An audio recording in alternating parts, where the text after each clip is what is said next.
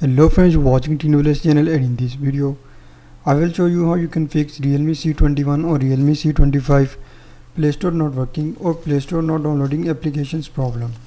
So before just starting video, don't forget to subscribe and also press the bell icon for more latest videos. So to fix Play Store not working or not downloading application problem in Realme C21 or Realme C25, simply first of all you just need to open settings. So first just tap on settings and then go to app settings and just follow every single step as I'm showing you in this video. Hope so this will fix your problem.